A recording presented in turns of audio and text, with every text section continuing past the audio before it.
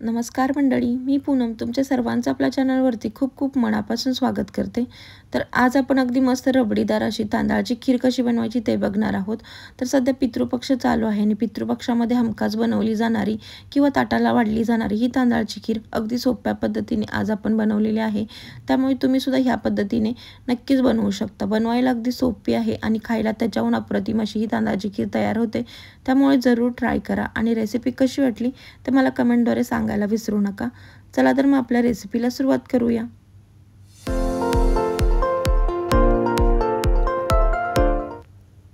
तर तांदळाची खीर बनवण्यासाठी पहिल्याला आपल्याला तांदूळ छान असा भिजत ठेवायचा आहे. तर इथे मी हा बासमती तांदूळ घेतलेला आहे.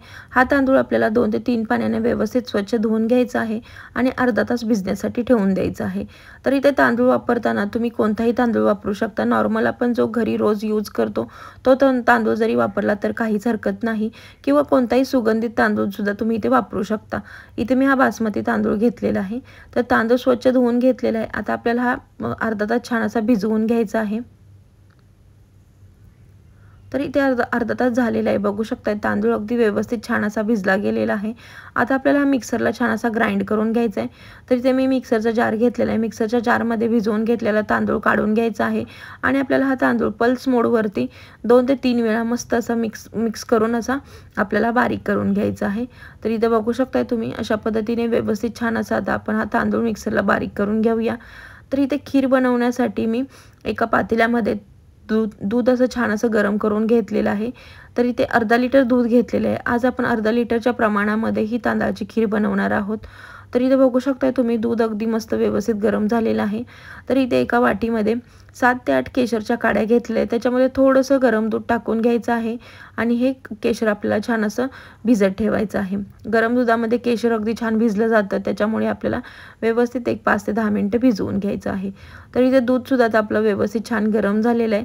आता आपल्याला ह्याच्यामध्ये काय करायचं आहे, जो तांदूळ आपण बारीक करून घेतलेला आहे तो तांदूळ टाकून घ्यायचा आहे. तर इथे बघू शकताय तुम्ही तांदळाची कन्सिस्टन्सी अशा पद्धतीने तांदूळ बारीक करून घेतलेला आहे. तांदूळ व्यवस्थित सगळं आपल्याला दुधामध्ये टाकून घ्यायचं आहे आणि कंटिन्यू छान असं मिक्स करत राहायचं आहे. दूध गरम असल्यामुळे आणि गरम दुधामध्ये आपण तांदूळ टाकल्यामुळे काय होतं, पटकन त्याच्या गुठळ्या तयार होतात. त्याच्यामुळे काय करायचं आपल्याला, हे व्यवस्थित कंटिन्यू असं मिक्स करत राहायचं आहे. तर सुरुवातीचे 10 मिनिटं व्यवस्थित कंटिन्यू असं छान मिक्स करत राहायचं आहे. तांदूळ शिजण्यासाठी जास्तीत जास्त 15 ते 20 मिनिटं जातात. त्याच्यामुळे आपल्याला ही प्रोसेस 15 ते 20 मिनिटं करायची आहे. तर सुरुवातीचे 10 मिनिटं व्यवस्थित छान असे मिक्स करून घ्यायचं आहे. तर बघू शकताय तुम्ही इथे सुरुवातीचे 10 मिनिटं व्यवस्थित छान असे मिक्स करून घेतलं. खिरीला थोडंसं दाटसरपणा आलेला आहे आणि तांदूळसुद्धा थोडाफार प्रमाणात शिजलेला आहे. तर हे व्यवस्थित छान असं परत मिक्स करून घ्यायचं आहे. बघू शकताय तुम्ही अशा पद्धतीने. तर तांदूळ सुरुवातीचे 10 मिनिटं शिजवून घेतलं.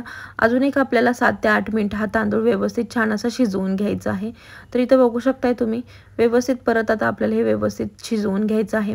तर इथे तांदूळ परत 5 मिनिटं शिजवून घेतला. आता आपल्याला ह्याच्यामध्ये साखर टाकून घ्यायची आहे. तर साखर इथे तुम्ही तुमच्या आवडीप्रमाणे वापरू शकता. मी इथे 1 कप साखर टाकून घेतलेली आहे. तुम्हाला जर जास्त प्रमाणात गोड आवडत असेल तर तुम्ही तुमच्या आवडीप्रमाणे साखर कमी जास्त करू शकता. तर साखर टाकल्यानंतर परत आपल्याला हे व्यवस्थित असं मिक्स करून घ्यायचं आहे. साखर विरघळेपर्यंत आपल्याला कंटिन्यू छान असं मिक्स करून घ्यायचं आहे आणि व्यवस्थित असं मिक्स झाल्यानंतर परत आपल्याला ही खीर 5 ते 7 मिनिटं अगदी मस्त मंद आचेवरती शिजवून घ्यायची आहे. एवढं आपल्याला लक्षात घ्यायचं आहे की खीर बनवताना गॅसची फ्लेम आपल्याला अगदी मंद ठेवायची आहे.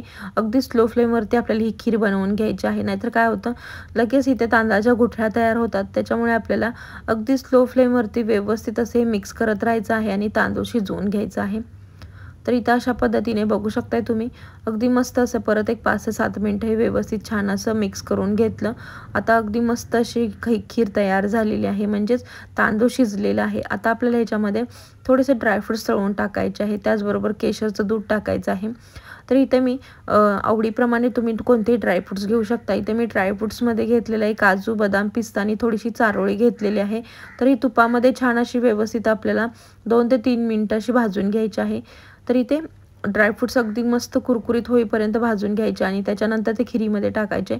त्याच्यानंतर बघू शकताय तुम्ही त्याचा एक फ्लेवर इतका मस्त येतो ना. तर इथे बघू शकताय तुम्ही ड्रायफ्रूट्स इथे छान असे व्यवस्थित असे एकदम मस्त तळून घेतलेले आहेत. आता आपल्याला तळलेले ड्रायफ्रूट्स आहेत ते खिरीमध्ये टाकून घ्यायचे। ड्रायफ्रुट्समध्ये इथे तुम्ही बेदाणे सुद्धा नक्कीच घेऊ शकता। बेदाणे सुद्धा खिरीमध्ये खूप मस्त बेदाण्यांचा सुद्धा फ्लेवर येतो। तर इथे बघू शकता आता आपल्याला जी खीर शिजलेली आहे, आता आपल्याला ह्याच्यामध्ये जे केसर भिजवून घेतलेलं आहे दुधामध्ये, ते केसर टाकून घ्यायचं आहे। त्याचबरोबर तळून घेतलेले ड्रायफ्रुट्स टाकायचे आहेत। तर अगदी सोपी पद्धत आहे ही खीर बनवण्याची आणि अगदी मस्त रबडीदार अशी एकदम घट्ट अशी ही आपली तांदळाची खीर तयार होते। तर इथे बघू शकता तुम्ही केसरचं दूध टाकून घेतलं। आता ह्याच्यामध्ये आपल्याला तळून घेतलेले ड्रायफ्रुट्स टाकून घ्यायचे आहेत। त्याचबरोबर थोडीशी वेलची पावडर सुद्धा आपल्याला इथे टाकून घ्यायची आहे। तर अगदी मस्त अशी खीर दिसत आहे, बघू शकताय तुम्ही किती छान असं इथे कलर आलेला आहे खिरीला। तर सर्व ड्रायफ्रुट्स टाकून घेतले, व्यवस्थित छान आता हे आपल्याला मिक्स करून घ्यायचं आहे। तर अगदी झटपट अशी 15 ते 20 मिनिटांमध्ये खीर तयार होते। तांदूळ भिजलेला असतो, त्याच्यामुळे काय होतं तांदूळ शिजायला जास्त वेळ जात नाही। मोजून 15 ते 20 मिनिटं तांदूळ शिजायला वेळ जातो। अगदी झटपट अशी खीर तयार होते। तर ड्रायफ्रुट्स टाकल्यानंतर अगदी छान असं हे व्यवस्थित मिक्स करून घेतलं। आता आपल्याला ह्याच्यामध्ये टाकून घ्यायची आहे वेलची पावडर आणि अगदी झटपट अशी आपली इथं आता खीर ही तयार झालेली आहे। तर मस्त इथं मी अगदी छोटे 2 चमचे वेलची पावडर टाकून घेतलेली आहे। तर अगदी व्यवस्थित हे छान असं मिक्स करून घ्यायचं आहे आणि मस्त अशी मलाईदार रबडीदार अशी आपली ही तांदळाची खीर बनवून तयार झालेली आहे। नक्कीच तुम्ही ह्या पद्धतीने ही खीर बनवू शकता आणि रेसिपी कशी वाटली ते मला कमेंटद्वारे सांगू शकता। अगदी मस्त बघू शकताय तुम्ही इथं खिरीचं टेक्स्चर अगदी छान रबडीदार आणि अशी मस्त अशी आपली ही खीर तयार झालेली आहे। तर अगदी झटपट अशी आपली तांदळाची खीर आज आपण बनवलेली आहे। नक्कीच ट्राय करून बघा आणि रेसिपी कशी वाटली ते कमेंटद्वारे सांगायला विसरू नका। धन्यवाद। पूनम रेसिपीला सबस्क्राईब करा, शेअर करा, नवीन रेसिपी पाहण्यासाठी बेल आयकॉनवर क्लिक करा।